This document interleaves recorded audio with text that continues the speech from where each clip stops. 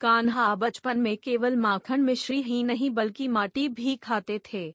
एक बार यशोदा मैया से किसी ने शिकायत कर दी कि तुम्हारा लल्ला माटी खा रहा है। यह सुनकर यशोदा मैया तुरंत कान्हा के पास पहुंची और कान्हा को धमकाते हुए कहा, लल्ला तूने माटी खाई है। मुख में माटी होने के कारण कान्हा ने गर्दन हिलाकर न में उत्तर दिया। तब मैया यशोदा ने यह जानने के लिए कि कान्हा झूठ बोल रहे हैं या सत्य, जबरदस्ती उनसे मुंह खोलने को कहा। जैसे ही कान्हा ने अपना मुख खोला, मैया यशोदा को पूरे ब्रह्मांड के दर्शन हो गए। कान्हा के छोटे से मुख में अंतरिक्ष, दिशाएं, द्वीप, पर्वत, समुद्र समेत पूरा ब्रह्मांड नजर आ रहा था। कान्हा के मुख में ऐसा दृश्य देख एक बार तो मैया यशोदा भी यह सोचने लगी कि कहीं यह स्वप्न को नहीं और चकित होकर वहीं गिर पड़ी।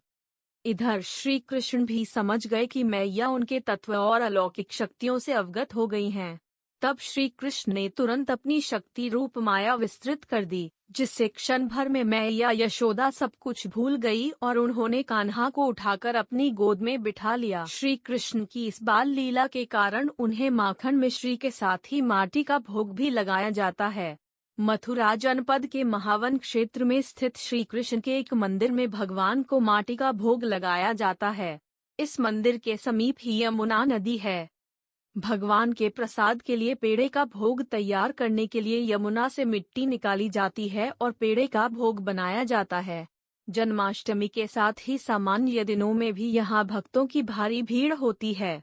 कहा जाता है कि यमुना नदी के इसी घाट के पास भगवान कृष्ण के मुख में मैया यशोदा को ब्रह्मांड के दर्शन हुए थे, इसलिए इसे ब्रह्मांड घाट कहा जाता है और यहाँ स्थित भगवान को ब्रह्मांड में हरि के नाम से जाना जाता है।